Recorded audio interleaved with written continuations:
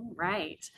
Well, I want to say good afternoon, folks, and good morning to Lori. Thank you so much for joining us. This year marks the 30th anniversary of The Beekeeper's Apprentice and the start, Yay! yay, and the start of the Mary Russell Sherlock Holmes series.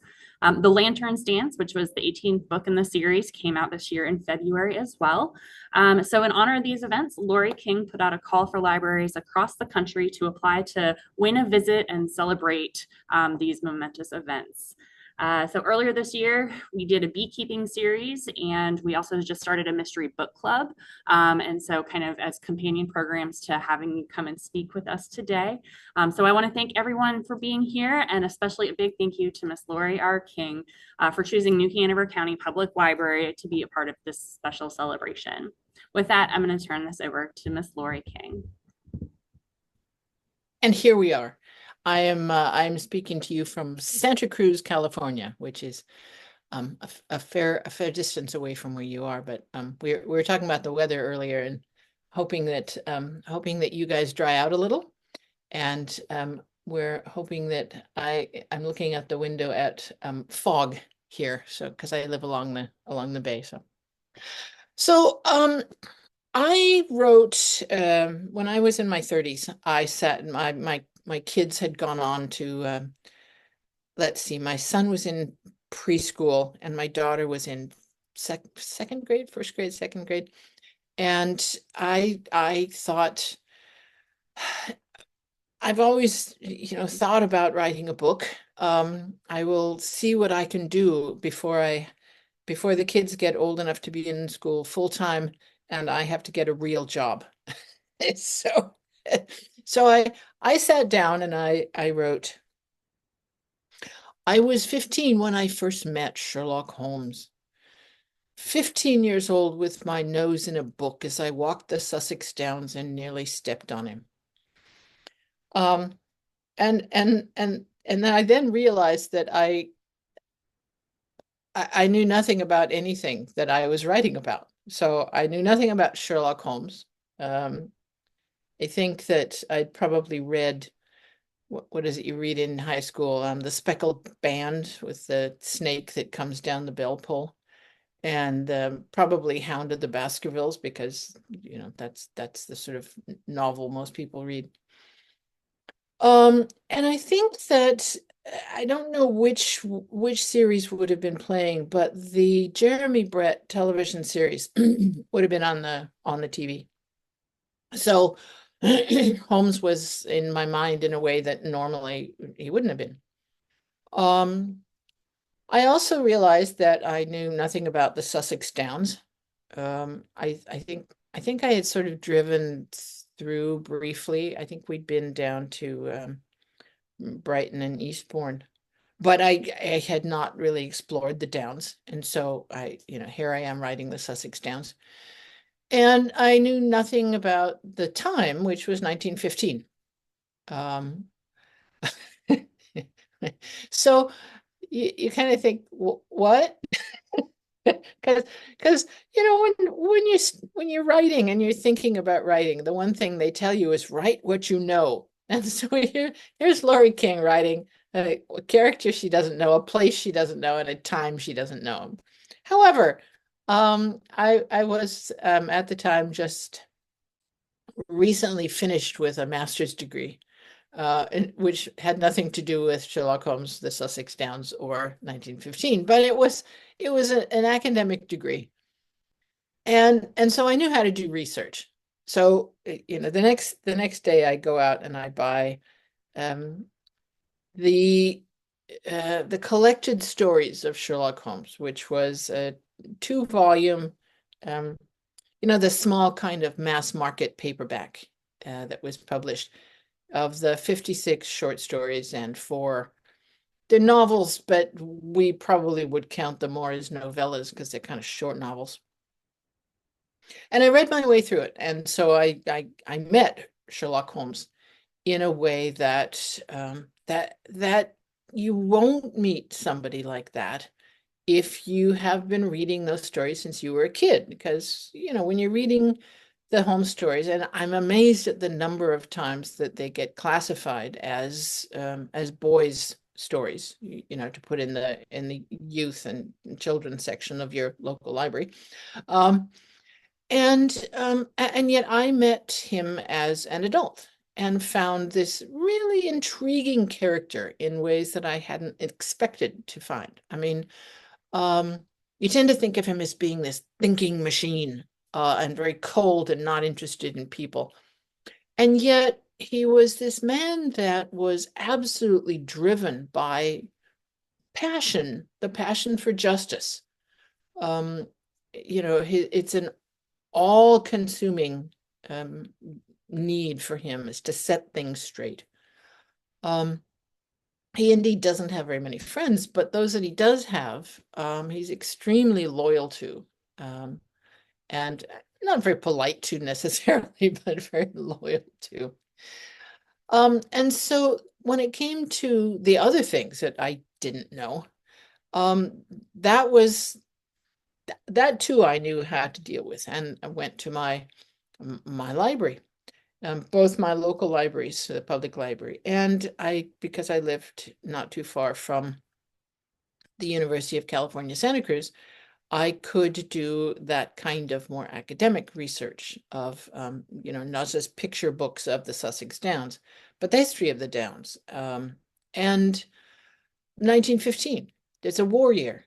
It's the Great War has been going for several months, when Mary Russell first meets Sherlock Holmes.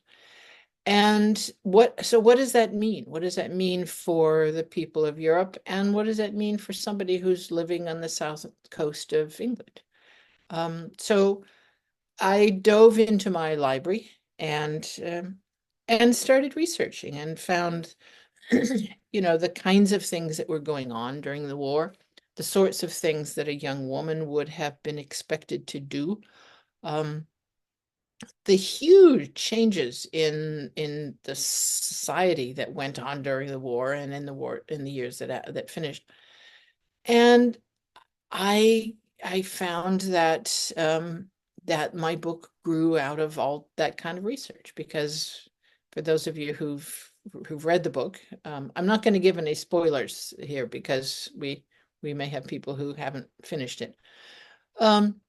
But the background of the stories is that Arthur Conan Doyle talks about Holmes retiring to the Sussex Downs around the time that Queen Victoria dies, which is, so they're about 1903.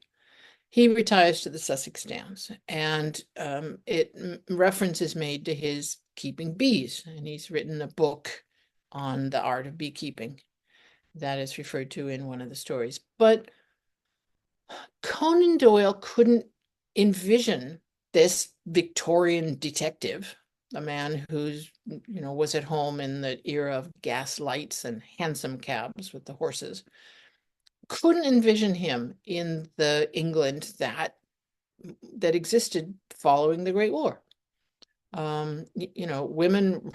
Women ran the country during those 4 years. They got the vote not long after. The changes in everything from women's rights to inheritance laws that took place over that decade were enormous. And it's not an accident that the very final setting for any of the Holmes stories was the eve of the Great War. His last bow takes place in August of 1914, at the just before the war is starting. And all of the stories that Arthur Conan Doyle wrote after that took place before that. So they all were set back in the times between between his retirement and at the time when they were still living on Baker Street. Because Arthur Conan Doyle couldn't think of a place for Holmes in that changed England.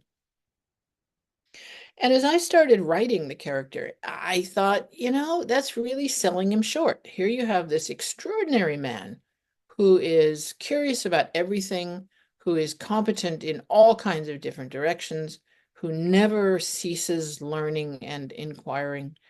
And yet you think that just because life has changed for people, that it's the time for him to retire and just never be heard from again. So I was very pleased to find this complex character and a complex society that I could drop my own character, Mary Russell, into, and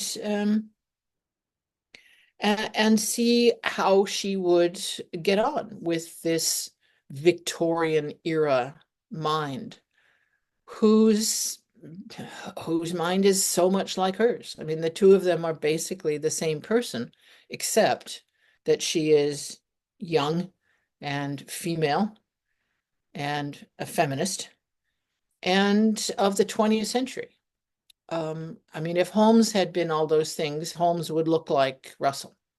Whereas if Russell had been born in the Victorian era, to the background that Holmes came from, she would look remarkably like him.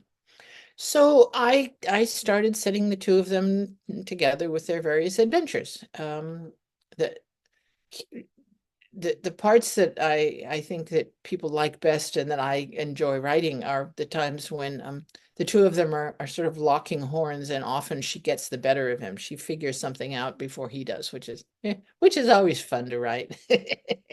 So and I have, continued on with those books. As Christine said, for 18 books. I'm working on my 19th one now, which is set in 1925. So they've come 10 years, 10 years and 6 months or so since their meeting on the Sussex Downs. The book itself, the first edition looked like this. It was you can kind of make out his outline here with the pipe. That I guess that's supposed to be Mary Russell. It looks nothing like but that's all right. We won't. I thought perhaps it was supposed to be the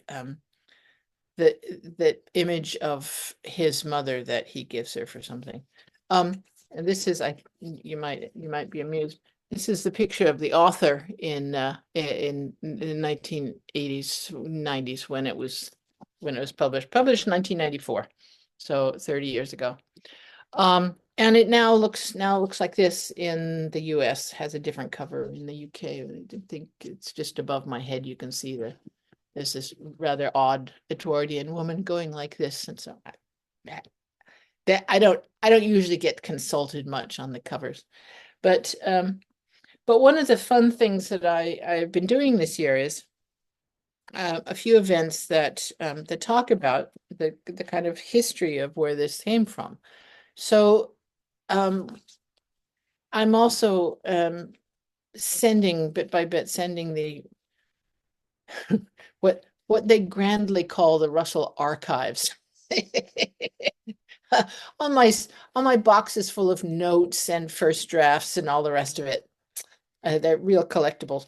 I'm managing to clear out of my storage area and send to a library at the University of Minnesota. So this one has yet to go because it has to do with the Russells. But this is, my first drafts were done on bits of paper.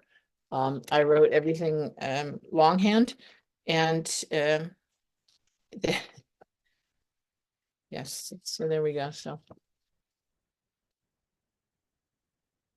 there's the first line, which was in the first one. It was all scratched out because I changed it. And then I changed it back again because I thought it was right the way I started it. So, but it's, I mean, I then, this is all written, looking at the pages, my handwriting is remarkably readable. And I think that I did that because I knew that I was giving it to somebody to type for me. I had a friend who was among other things, a typist. And you kind of have to you kind of have to make something legible for somebody to type from. And even then, we had some interesting typos. One of the things that she had was 4 or 5 pages into it. Russell insults Holmes when they first met by saying, well, if that's all that's left of the great detective's mind, and she whips off her hat to show that she's not the boy that he has taken her to be, but she's a young woman. Except my friend Gretchen misread my handwriting, and it has this sweeping remark in the typescript that says, well, if that's all that's left of the great detective Smurd. So I thought I must write a short story sometime about the great detective Smurd, Smird. So there we go. But so I started writing the books I started writing them in 1987 when I was 35. And I wrote the first one, and then I wrote one that established them as a couple, because I needed to see what the relationship would look like, in this sort of skipping ahead several years. I wanted to see what I was aiming for in that relationship. And I then went back and wrote the one in between. So I wrote the books 1 and 3, and then went back and wrote 2. And it's funny because I often would write that way inside of a book. I would know where I was going with either a scene or the book itself. I knew where that section ended, but I wasn't sure how I was getting there. So I don't usually do that with entire books, but I did in this case. And from the beginning, they were Mary Russell stories, and Sherlock Holmes was definitely a supporting actor. If he has information that he has found, he has to give it to her in a note or in a conversation. But I was always careful to make sure that the books were billed as Mary Russell and Sherlock Holmes stories, because she is the main character. And it wasn't until half a dozen books in, where they go off to San Francisco. It's a book called Locked Rooms. And they go off to San Francisco, where she has spent part of her childhood and where her family died in 1914, the year before they met. That part of the story centers around the fact that she misremembers things. And so here you have this marvelously competent young woman who, always gets things right. Suddenly she becomes an unreliable narrator. And so I started writing chapters in there from Holmes's point of view, because he sees things, notices things, and interprets things differently from what she remembers and interprets. And you needed to be able to see his clarity and her lack of it on the page. So I started writing these chapters that were, he's in third person. They're not written, he doesn't speak on his own, but they follow him and he gets to meet Dashiell Hammett in the street. So that was fun. But both of them are third person, and Russell is first. So you see what she's thinking, but you also see what's correct, because Holmes is seeing that elsewhere. So, which I found a really interesting way of structuring the story. And so I started writing chapters from Holmes's point of view, following him in other books. And I found, for one thing, it's very convenient, because it means that I don't have to then give lengthy conversations where he tells her what he's been doing, or leave notes for her telling her bits of information. Instead of that, you can just see him doing it. And I mean, they're still her books, but he gets a voice in it. And after a bit, I realized that I had become more interested in him as a character. Because always before, as I said, he's been a supporting actor. He's obviously this sort of paradigm for her because their minds are structured the same. But he never really had any particular development as a person. And I realized that I was, again, doing the Conan Doyle thing of selling him short. Here you have this extraordinary mind who is in this situation that he never anticipated. Um, Society has changed with the Great War. His life has changed hugely because he now has an apprentice who is his equal, and she becomes his partner and is his equal. So I began to think about how he would have changed as a person, how her influence would have worked on him. So I think that the sort of second half of these 1819 books that I've done, you get to see Holmes developing as a person too, in ways that Conan Doyle didn't develop him. He becomes he, I won't say he's becoming humble, but he's realizing that there are other people in the world who may have a justified voice in matters. So the last book that came out, the Lantern's Dance, I actually dedicated to looking at Holmes's background. Um, because in the Conan Doyle stories, all you know about Holmes is that, I mean, he has obviously all these adventures with Dr. Watson. But before their meeting, all you ever find out is that he is from a family of country squires, and that just means people who are wealthy enough to own land but don't have titles. So he's from a family of country squires. His grandmother was a sister of the artist Vernet. It's a family of French artists. Probably he's meaning Horace Vernet because that's the time that would work correctly, but he never actually says who it is or how she got to England to marry his grandfather. um, he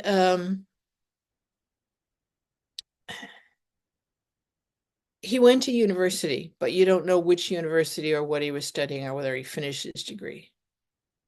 And he has a brother, an older brother named Mycroft, who's something very mysterious but important in the British government. And that's basically all you know about the man. So I thought, well, time to fix that. so so I started, and again, I'm not going to give any spoilers in this, but in it, Russell, who is incapacitated with a twisted ankle or something, is stuck at a house, and she comes across a journal that seems to have something to do with the Vernet family that Holmes is from. And it takes her a long time to decipher it because it's in code and to figure out what the person who's written this journal, what she has to do with any of this. And so you find out a lot about Holmes's background and some things that explains why he does things the way he does. And I thought, that we've now had fun with Sherlock Holmes, and we now know where he comes from. So the next book I'm working on, which will be out next summer, is a story of Russell's uncle who disappeared from her life when she was a child, and she's long assumed he was dead, but clearly he's not, and he reappears in her life, but he is the black sheep of the family, and she has to decide whether he's up to no good or whether he's doing something that she should help him with. So that's kind of where I am now, so that having dealt with Holmes's history, we now can deal with Russell and her family. So anyway, so that's kind of the background of the Russell stories. I'm happy to ramble on as you like, but if anyone has any questions or comments that they'd like me to talk about, I'm happy to do that.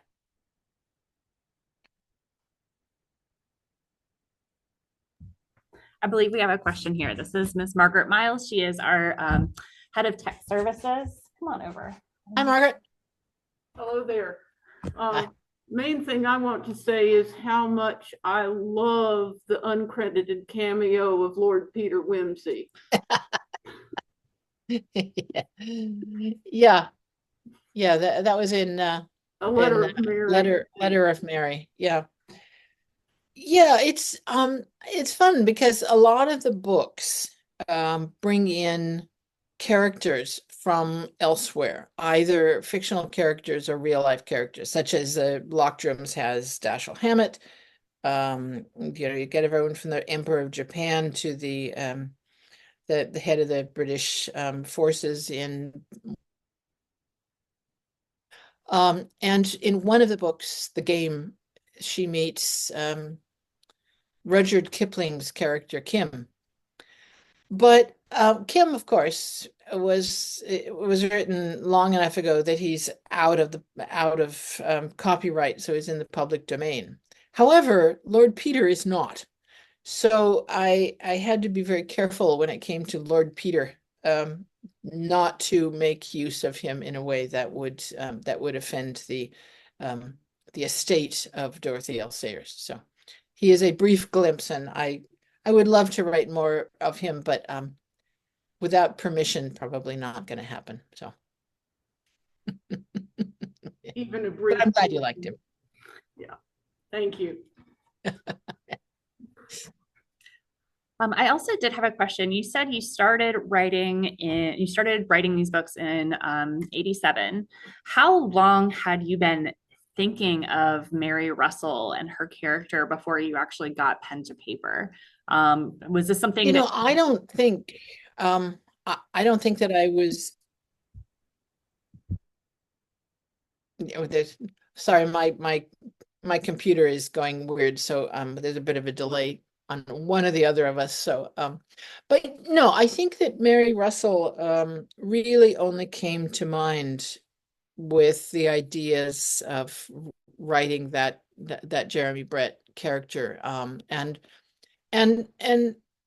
giving him the sort of challenge that clearly he didn't get from Dr. Watson. I mean, Watson has often been depicted as just a buffoon. And I think one of the advantages of the Jeremy Brett Granada television series is that both of the actors who played Watson on there were definitely not buffoons. They were, they were apt partners for Holmes, Edward Hardwicke and blanking the other one's name. But they weren't the intellectual equal of Holmes. They were, men that you would value for their support, but not for necessarily for their partnership. And I, being the mother of young children, I was very aware that women don't necessarily get the credit for stuff that men do. So that one of the images I sometimes use talking about this is I'm the mother of two small children in my 30s. I walk into the kitchen to fix dinner, and I see a chair over, next to that somebody has pulled over next to the counter, and I see that one of the kids is not really interested in dinner. I don't need to look in the cookie jar to know that the level has gone down. Now, if Sherlock Holmes were to say that child has been eating cookies before dinner, you'd have Watson saying, Holmes, how do you do it? I don't get the credit except maybe feminine intuition, right? And I thought, if you had a woman who was able to do that same kind of, what they call deductive reasoning. What would she look like other than Holmes? How would she be different? So I think I had been playing with that idea over the summer before I started writing the Russell stories. I had I had played with writing a novel a couple of years earlier. I wrote a futuristic novel, which was much later published. But I got halfway through it and realized I had no idea how to end the story. And it made me aware that, when it came to writing, I needed more structure than science fiction offers. I was reading mostly science fiction. I still read a lot of science fiction. But when it comes to writing, sci-fi and fantasy don't have the structure that a mystery does. I mean, your traditional mystery has, body in the first couple of chapters, you have suspects, you have a detective, you have, you figure it out, and clues and red herrings, and then the scene in the library where they tell you how it worked. Mine don't necessarily follow that rigid sort of traditional mystery structure, but you still have to play fair with your reader, and you have to give them a mystery. You preferably have a dead body because it indicates that it matters. Though not all mine have dead bodies. I often get to the end of the book and think, there's no body in this book. which I then have those conversations with my editor and say, do I need to bring in a corpse in there somewhere? So we sometimes decide I can get by with that one. But it enables me to build a story around a sort of skeleton that can be anything. I mean, that's one of the fun things about writing mysteries, is that you can write a mystery about anything from, political threats to stamp collecting. And so long as it's something that you can make the reader feel what your characters are feeling, it can really go anywhere. It's a fascinating genre because you can fit all kinds of things into it. So that's where it came from. This stage over at Pine Valley. We have a question here. So my question is, when you pick up a story from a literary character, so Conan Doyle and the stories in whatever period of time they were written, do you have to get permissions from anyone to do that, or can anybody just grab, Hercule Poirot or any character from any place and write about them? The question is about copyright, and yes. I can answer this. And in fact, if you are interested in the history of why I can answer this, there is a website called Free Sherlock, FREE, and I think there's a dash, Sherlock. A friend and I did a series of anthologies where we asked various writer friends to write us a story inspired by the Sherlock Holmes, Conan Doyle canon.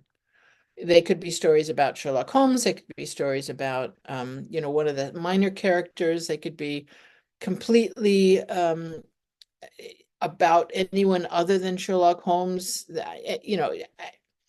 They were fascinating series. We had 5 books altogether. And they were fascinating to see what established writers would do with that, that command of just write a short story that's inspired by the Sherlock Holmes canon. The variety and imagination that went into them were just fascinating. But at a certain point, the Conan Doyle estate, which is not the Conan Doyle family, It is a series of people who run the estate. Said that we would need to pay for permission to use the characters.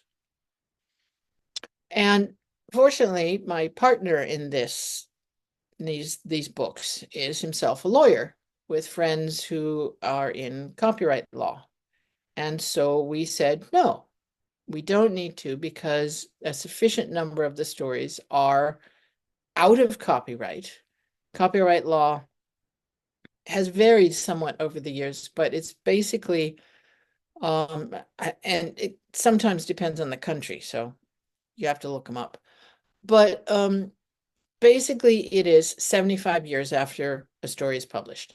So, if you have a story that was published in 1925, in the year 2000, it goes into the public domain. I mean, it's not that simple, but basically, it's the number of years after it was published. And they claimed that this was not the case. We took them to court. We won. They appealed. They appealed to the Supreme Court, and the Supreme Court said, no, this is a done deal. Sherlock Holmes is in the public domain. That does not mean that the characters and situations that are in the stories that were still under copyright are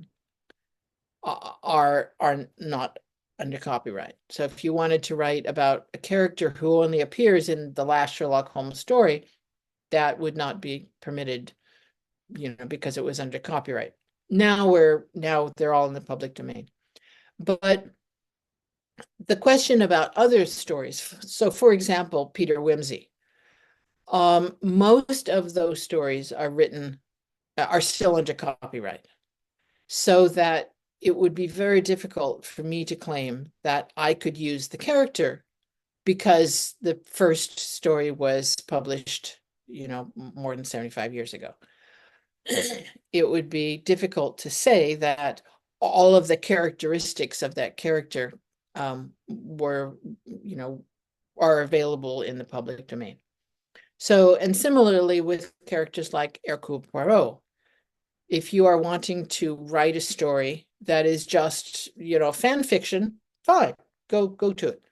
If you want to actually sell it, that's a different matter, and you have to either get permission from the estate or find a way around the law. So it depends. Basically, it depends on when the stories were written. There's a lot of people who write fan fiction that has to do with Mary Russell because they're not selling it. I don't mind. A lot of authors do mind. I don't particularly mind. There's a group called Letters of Mary that write fan fiction and share it with each other, and they have fun, and that's fine. I have no objection to that because it's not being published in the outer world. But if somebody from that group were to try and publish a story and sell it, my publisher would not be happy with that because they're under copyright. So that's basically, a long answer to a short question, but if anyone is looking at this or watches it afterwards and is interested, take a look at that, because I found the appeals court decision really interesting. It's the first time I'd ever read a decision, and you think it's going to be really boring, but it's a very readable piece of prose. And he basically referred to the Conan Doyle estate as practicing extortion, which okay then, we'll go with that. And similarly, there was a thing with Netflix a few years ago when they were doing the Enola Holmes. The Conan Doyle estate, just as it was about to be broadcast, said to them, we're going to claim copyright violation on this unless you give us a check for however many thousands of dollars it was. And because this was Netflix, and because their pockets are large, they wrote the estate a check, which they should not have done. And they certainly were not required to do so. So, but it's one of those things where if you claim that you have the right to do something, who's going to argue with you? Except somebody like Les Klinger and Laurie King. So, any other comments or questions? Does anybody at Northeast have any questions? I love the lighting on the, because all I can see are the outlines of the people. We've got another question from Pine Valley. All right. I just was wondering, do you still write handwritten? Do I still write handwriting? No. Yeah, your first drafts. Yeah, for my first draft. I don't. Partly because my got one of those weird thumb things that makes writing. My handwriting is just deteriorated badly over the years. When I first started, I needed to write everything by hand, and then I would transcribe it onto the computer. In fact, I was the days of the computer where you have these little discs that you put in, and then that gives you the software, and you take it out, and then you feed another disc in that's your actual text, and then you have to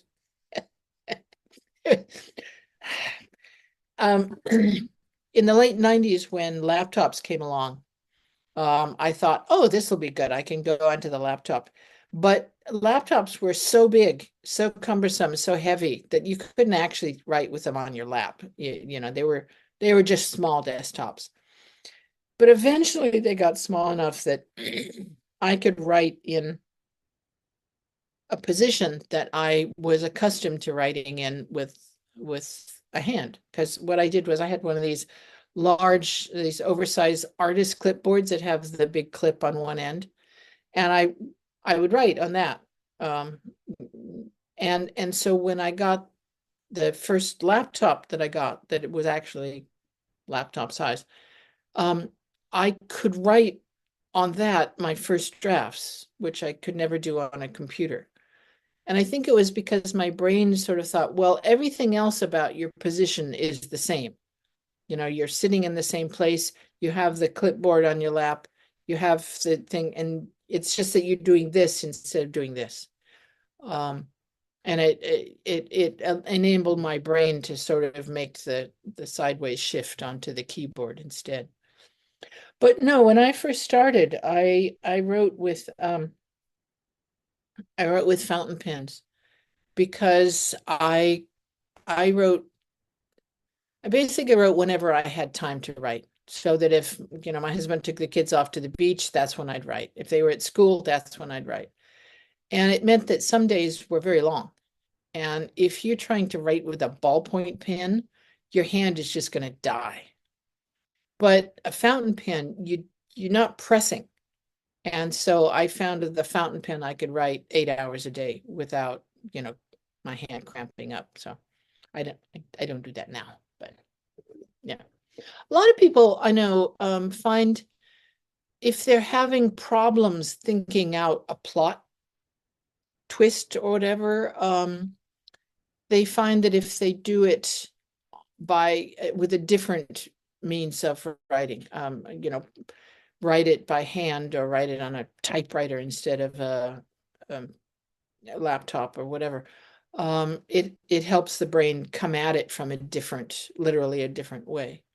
But I tend to write exclusively now on my Mac Air. Go ahead, Kelly. All right, so from the Northeast Library, we had a question of which was your favorite book to write, and then which was the most challenging to write? You know, sort of this question of which is your favorite child? My favorite book is always the next one, because it's going to be so great. It's just going to be so great. And then I write it and I think, yeah, well, okay. I mean, I think that Beekeeper is sort of my long-term favorite, just because it was new. exciting it was, you know, this character that I'd never come up with before. Can remember working on and thinking it out, and the excitement of coming up with something new. I mean, a lot of the books that I've done, there's certain things about them that I just love. I really enjoyed writing The Game, which is set in India, partly because Kim is one of my favorite books, but also because I got to drag my husband into it. He was born and raised in India about the time that the book is set. And so I got to, you know, I got to follow him around and say, but how did you do this? And what did it look like? And, you know, how did you talk? And, you know, the sort of the Hindi insults that they fling at each other were from Noel. So that was fun. I enjoyed doing Pirate King because it was so different. It was a sort of reset. The books had started getting not serious, but they become much more conventional crime stories over time. And when I hit the end of God of the Hive, I realized that I wanted to go back to this sort of whimsy of not the Lord Peter whimsy, but the whimsical nature of this absurd relationship of Mary Russell and Sherlock Holmes. And I wanted to bring back the humor. So I wrote this book that is intended to be a farce. It's Mary Russell gets involved in a movie about the Pirates of Penzance. And so she immerses herself with a film crew that's making this movie about Pirates of Penzance. And they decide to hire some actors who can play pirates who turn out to be real pirates. And it just was so ridiculous that I had a lot of fun with it. And I think you may have had to be a fan of Gilbert and Sullivan to really love the book, because I got letters with that book that I've never had before, of people saying, don't ever write a book like this again. You know, that no, humor is such an idiosyncratic thing. And I mean, I thought it was terribly amusing, but some people just could not follow what was going on in that book. So, but it served its function as, you know, allowing me a reset in the books, and I could then write the one that followed in as a much more, you know, traditional Russell and Holmes adventure. But it's always interesting to hear what people think of Pirate King. But there's a small number of Russell fans for whom that is the all-time favorite. But it's a very small and weird number. So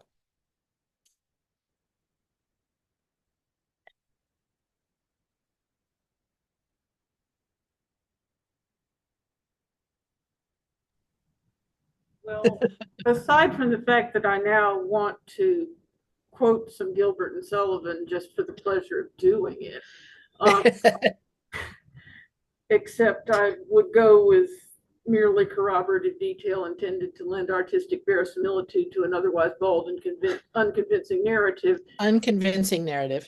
Yeah, rather than Pirates of Penzance. But as a mystery reader who is also a science fiction reader and has enjoyed some science fiction books with mystery plots, do you have any favorite science fiction authors, or for that matter, other mystery authors that you'd recommend?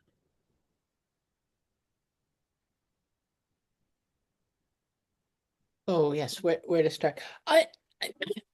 You know, I really do love the kind of crossover books that you refer to. There's several writers now who are doing sort of mystery fantasy things, but I think my favorite is Ben Aronovich, the Rivers of London series. They are police procedurals with magic, and I'm so looking forward to seeing what they do because they're making a series. I think it's actually been approved, making a series of on the television. But they're just such delicious books that I really like. Books of those are fantastic too. Yeah, and I am sorry that he's involved with the television project because it means that he only does things like write novellas instead of a novel. So we didn't get a novel this year. We just got a novella. I mean, I'm really enjoying John Scalzi because what I find really I love best in books, whether they are mysteries or science fiction, is humor and yet humanity. I mean, to be able to write a silly book that nonetheless addresses some fairly profound issues about being a human being is such a gift. John Scalzi has this book called Red Shirts, where a bunch of people serving on a spaceship discover that they are living lives that were directed by a a very badly written television series, and their lives are written into the script. And so they have to figure out what to do to stop it because people die in the most absurd ways. And I mean, on the surface, it's this ridiculous story. On the other hand, it's this lovely, warm story about taking possession of yourself as a human being and what you can do. And, to be able to do that, to write about human beings when they're not even human, is such a gift. That I really enjoy. But there's so many great, especially the women crime writers, that if you sort of work your way down the Hugo or the Locus Awards the last few years, you find there's just some fabulous people. I last year I discovered the Murder Bot series by Martha Wells. And I just love this person who is an artificial intelligence security person who decides that they really don't want to take orders anymore because it makes them do awful things.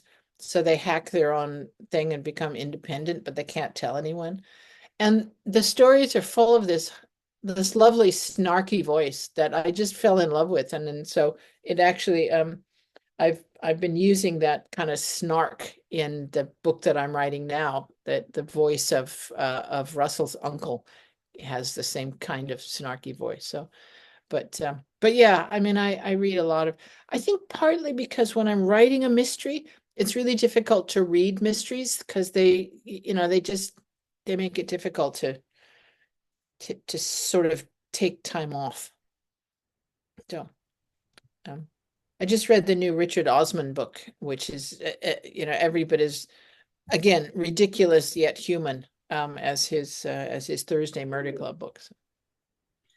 Great. I think there's another question over at Northeast. Yes, thank you. Just curious, with Mary being a feminist, what made you decide to make her and the counterpart a couple? What was your thinking there? Typically feminists don't marry. I'm just curious why you decided to take that turn in the story and make them a couple. They're real. I kept losing words in there, but I think you were asking about why I decided to make Mary Russell a feminist.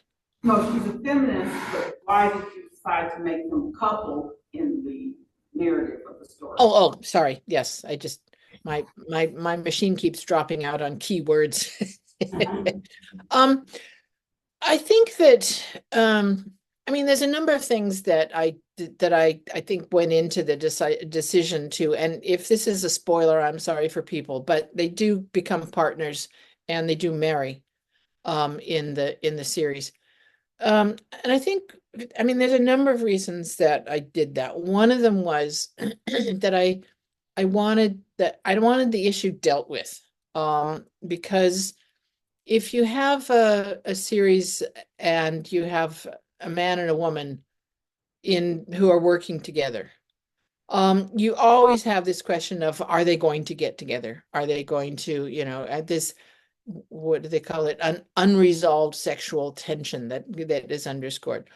And even if you have what is obviously a friendship, that there's always this question that unless their orientation is for their own gender, sex, it's never really easy to get away from that. There's also the question of, I mean, in the 1920s, it would have been a continuous problem of their traveling together.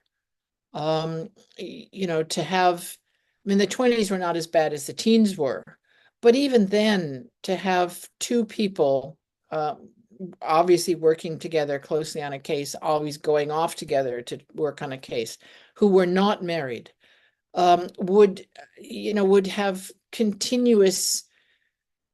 I would always have to be figuring out ways that, she would have the chaperone, that she would reassure people that it was fine, that all the rest of it. I think that people are sometimes somewhat taken aback at the age, but because they're obviously quite a few decades in between them. But my own husband was 30 years older than I was, so it sort of felt like something that didn't really seem an issue to me when I started writing them.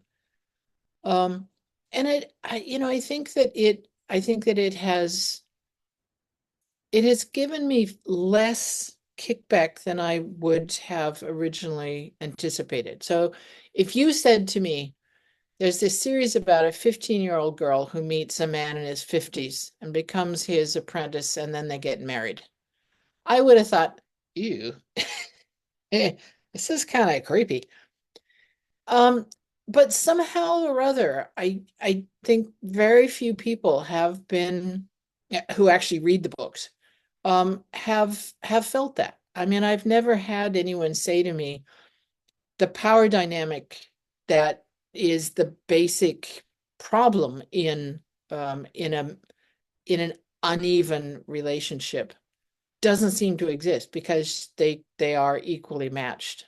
But yeah, I mean, I couldn't see any way of having it work other than just, saying, okay, let's just marry them and have done with it. So I hope that's okay with you.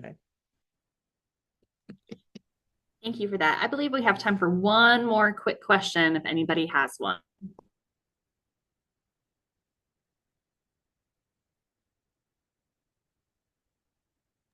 All right, so Sorry, we've got one more at Panning Valley. Go right ahead. How do you come up with the new plot lines and the different places when you create a new book? One of the problems of writing a long-lived series is how to keep things interesting, both for the reader and for the writer, because there are writers who have written the same characters, the same situations. They don't really change them a whole lot, and obviously it works for them.